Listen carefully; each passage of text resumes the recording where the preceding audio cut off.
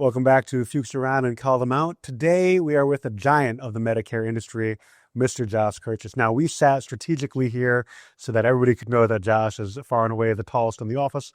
We all look up to him for Medicare news. I'm not that much taller than you are. Clearly, you're like a foot and a half.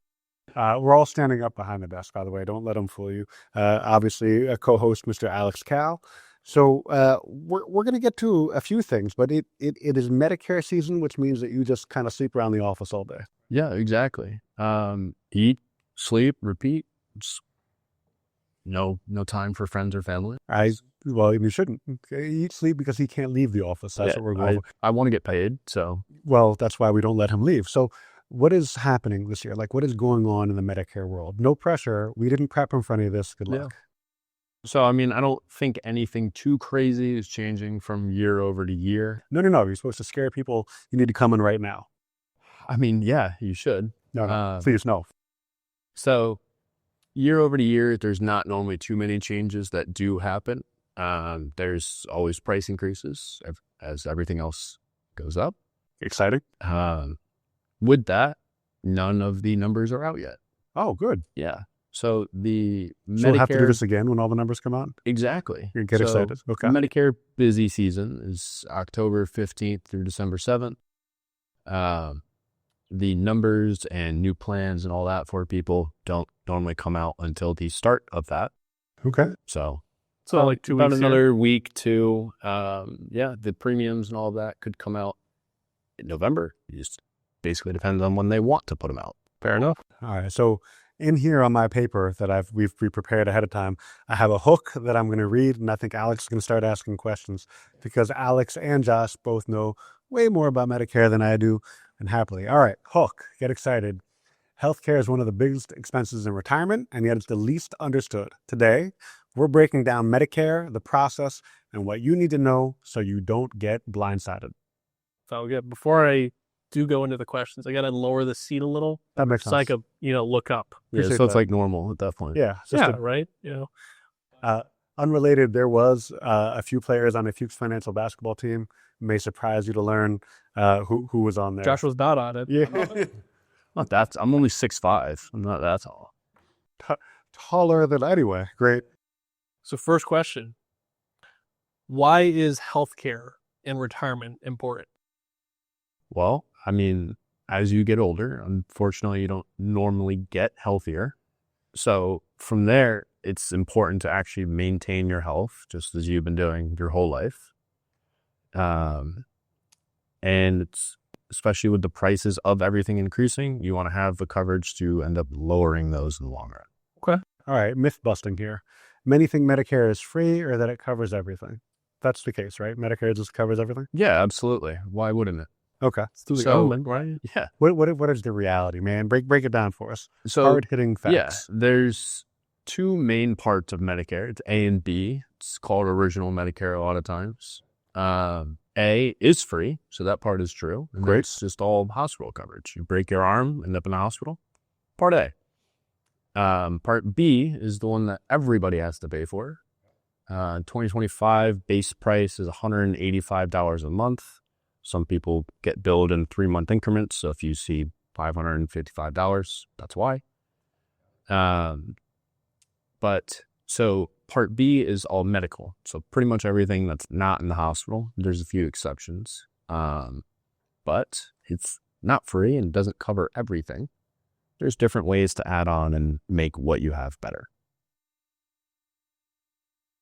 So we got some data here. Fidelity estimates, and this was in 2022, that the average 65-year-old couple will need around $315,000 for healthcare and retirement. So it seems like, and this is honest, like if you don't choose the right plan, if you go about this from a planned perspective, then you could really be putting yourself in a bad position. Yeah, absolutely. Especially, again, it's important to actually go over your coverage with research, with someone that knows what they're talking about. And that's you? That is me. Okay. I'm Josh again. So the software to back it. Yeah, exactly. Giant Josh. Got it. So with that, the $315,000, it's a large number, obviously. Part of that goes from, did you make the right decision getting onto the plan you should be on? If not, and something bad happens, you could be owed a lot of money. So you heard it here, folks. Josh guarantees that he will save you $315,000. Just give him a call. No, kidding. None of that. Asterisks. Don't worry. Yeah. Retracted compliance. Don't get mad at us. Alex, you had a story about a client that was really surprised by their medical costs. Yeah, a lot of the time I hear stories about like the nursing home being covered, which is not correct. The other is when it comes to original Medicare, and you can attest to this, dental, vision, and hearing are not included in it. That's correct. So a lot of the time, if people go to the dentist, sometimes whether getting an Advantage plan and having this add-on or us doing a plan through the dentist might make sense. But yeah, I had a client who went in for a root canal, didn't have any dental, vision, and hearing, and it's like a negotiation game after the fact. Of quite expensive. Yeah, what could I actually pay to not bankrupt myself here? The dentist is pretty understanding, but yeah. I They mean, still want to get paid. we already did the work. Yeah, right. dentists in general don't take Medicare a lot of times too, just because of how small they are. Like it's like a family-owned place, mom and pop. Doesn't make sense financially to contract with government or certain companies to do this. Good part, a lot of dentists know that that's a problem. So the fact that they're willing to negotiate or work with prices with the customers, all that is a testament to they actually know that. All right. So Medicare basics. We went through Part A, right? The hospital insurance premium, we said that was free. The Part B, we said was doctor visits that everybody has to pay for. And then, when Alex and I work with, there's a lot of people that sometimes they will pay the $185, but then there's a beautiful thing called IRMA, IRMAA, which is an acronym. That means you've made too much money. But we've got D and C. So can you break down D and C for me? Yeah, absolutely. So D and C are both optional. Nobody's required to have them. So D is the easiest one to remember. It's just D for drug. Got it. So if you're on original Medicare and have prescriptions and you don't want to pay full price when you go to CVS or wherever to pick it up. Sponsorship. You owe us money, CVS. Go on. Walgreens would take some too. Got it. So with that, if you want to actually not pay anything for your drugs, depending on what it is, or a little bit out of pocket, you get a prescription drug plan. C is the Medicare Advantage. I'm sure everyone sees commercials on TV, gets the stuff in the mail, all that fun stuff. Advantage, it's the private companies. It's a lot of large organizations that put them on, and it's very similar to insurance that people have had their whole life. So there's copays when you go to specialists, go to your normal doctor for free, all that fun stuff. Advantage plans come with the dental, vision, and hearing, and a lot of times prescription included in there. Okay. And more often than not, it costs you $0 extra.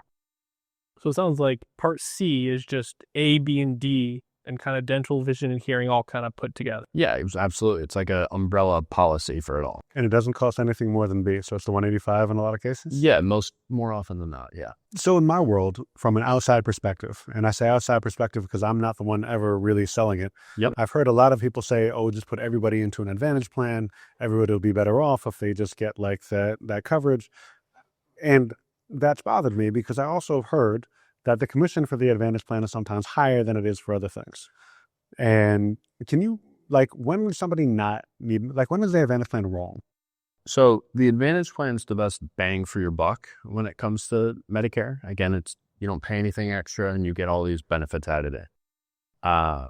Say worst case scenario, something happens, you have to get a major surgery, something like that goes on.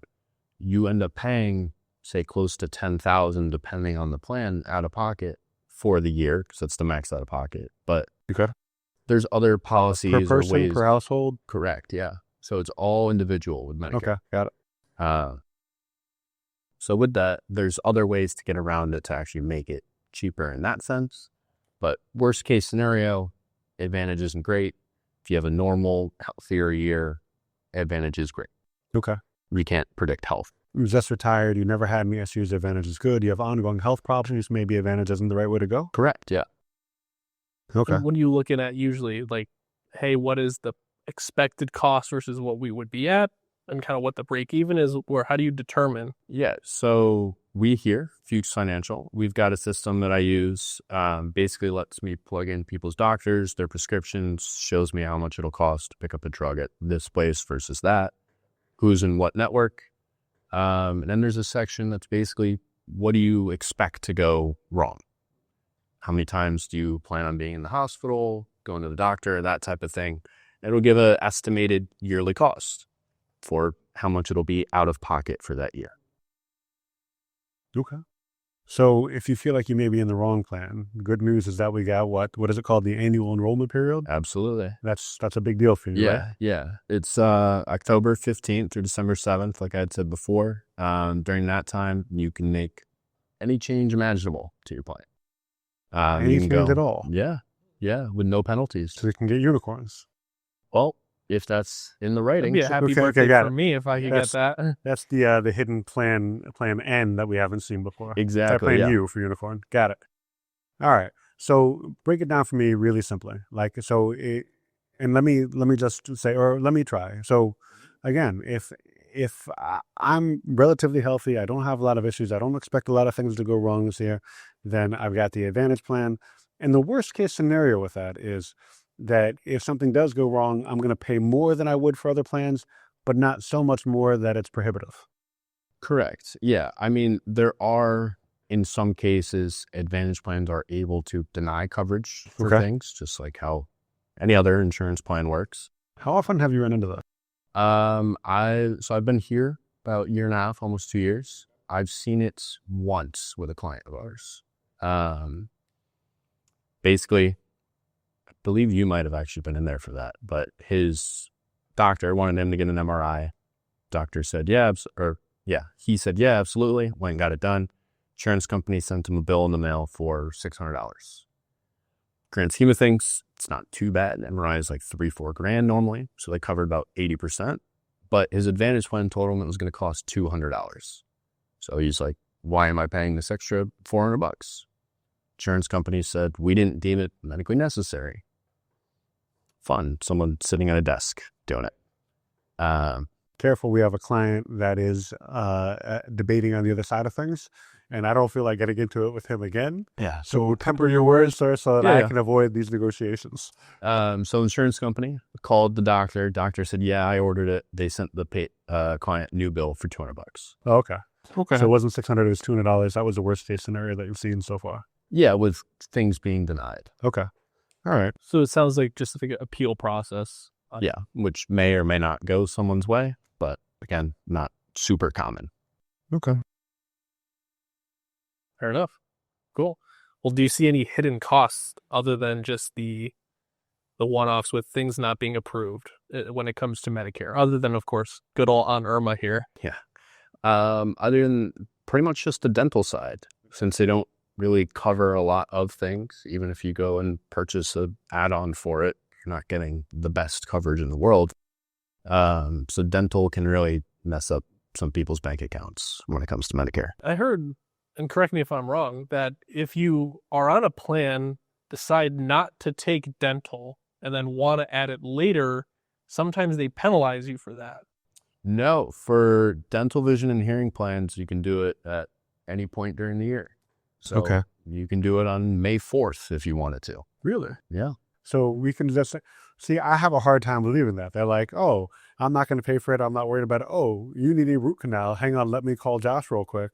Let me add that in. Yeah. So and then what, like, is there like a 30-day waiting period? They found a way for that too. Okay. A lot of times there is a waiting period for that. Okay, got it. Most so you can commonly, get on it, but it might not cover stuff for a year. Exactly, yeah. Most commonly it is a year. So they want you to pay into the plan for a year. Okay. They don't want you spending their money. Weird. Yeah, I know. Who'd want to do that? It's kind of selfish. So that just means I have to live for a year with my bad root? Well, that's why you plan for it ahead of time. Oh. Yeah. Forget about this planning ahead thing. Okay, cool. Alex, you had somebody that retired, took big withdrawals, and then was shocked to see that they had to pay more for Medicare. Yeah, they wanted to help with, so their daughter lives in California. They wanted to help with the down payment of the house. And, real estate in California, if no one's aware, could buy probably a 2-family house for $1 million. Nothing too crazy. So 200 grand at least to help them in that process, getting something, having cash available. They decided, well, hey, the best way to do that is let me just take the 200 grand out of my IRA. Well, We'll pay some taxes. It's probably closer to 300. And then great, we'll just give them the money. Well, the problem we run into is good old Aunt Irma is going to come knocking 2 years later, right? And so they're not going to know, but if you go $1 over some of these brackets, you are automatically subject to higher Medicare premiums. And that cliff that you basically fall off of, it could be anywhere from like $1,000 for a single person, or like up to like almost $11,000 for a married couple. And so there is a significant like cliff that you fall over just for taking a little bit more. Strategies and tips. Like, what would you say, Josh, from like your perspective? Like, what are the strategies that you employ that not coming to see you? Obviously, that's important. But if you're just listening, like in the car, like what are things that they should be doing and aware of? So again, I'd reference the date period that's coming up, October 15th through December 7th. Even if you are happy with your plan, got no problems with it, they come out with new plans all the time. So there might be something better out there that you just don't know about. So I'd say it's even that worth taking a look at. During that time is when you can really start to think about, what do I really need in my plan? What do I want for healthcare coverage? Do I want to spend a lot? Do I want to actually take chances and maybe not spend as much, but something happens, I got to pay for it? Really comes into play. Have a planning period during that, and then coming out with either a better plan or worst case scenario, you're already on the best one. Because you could have scenarios where drugs weren't covered under one plan, now they're covered under another, and you might have that option. Okay. Alex, when you do Roth conversions with clients, what are the things that you look out for? Sure. So it is looking out for IRMA. In some instances, we might trigger that. Like, for example, we have a few state of Connecticut retirees that, depending on the tier, one of them covers the Medicare premium, which is really nice, especially IRMA. So in that instance, especially having a lot in pre-tax, and we want to be converting, we might want to trigger some of these. I mean, and this goes into like the OBBBA, the One Big Beautiful Bill Act, where we got, the higher salt cap deductions, especially for people in ARIA that pay more state and local taxes, and then the over 6,000 deduction. So Roth conversions are one of those things that we have to navigate, between to make sure that we can get as much of the exemption as we can, to make sure that we're not spending too much or earning too much to not get our SALT deduction. But on top of that is, as you say, on IRMA, that thing that we walk over that cliff and we're paying another $1 or $10 or $11,000. Recap. Tell us, why do I need to see Josh? No pressure. So with Medicare, there's a lot of misconceptions out there with what people believe to be true versus what reality is. I've got those answers. You're welcome. And it's free. Exactly. Yeah, we don't charge anything for my service. So obviously we love Josh, but if you have a Medicare specialist that you love, talk to them. It makes sense to review this every single year. One of the things that was important to me with Fuchs Financial is that we had somebody that wasn't paid on commission, but that was paid on salary. So not that I'm spreading your business around, Josh, but Josh gets paid his salary. It's okay. I tell people. Got it. We just tell people what you make, or? No, just. Got it. Yeah. So anyway, apologies. But with that said, the goal for us is to make sure that we're giving objective advice that isn't colored by what anybody would get from a commission. So there are a lot of times last year when I as like looking at the books in the business, say, hey, Josh, these people are clients of yours, but we didn't get any money from them. Oh, yeah. I recommended plans that we don't get a commission from. And me, as of one like wanting revenue, why would you do that? But him as the person who's acting as a fiduciary saying, this was in their best interest. It was what made the most sense for them. And so that's great. And for me, we want to continue to do that and always make sure that we're offering people the best advice, because you never want someone to I would never want someone to make $200 and it cost them $20,000, right? Because the wrong thing with medical is crazy. So we always want to make sure that we're doing the right thing and putting our clients in the best position that we can, whether that's for finances or taxes or estate planning or healthcare. But I'm Ben Fuchs. Josh Kerchis. I'm Alex Cal. Thank you for joining us. See you next time.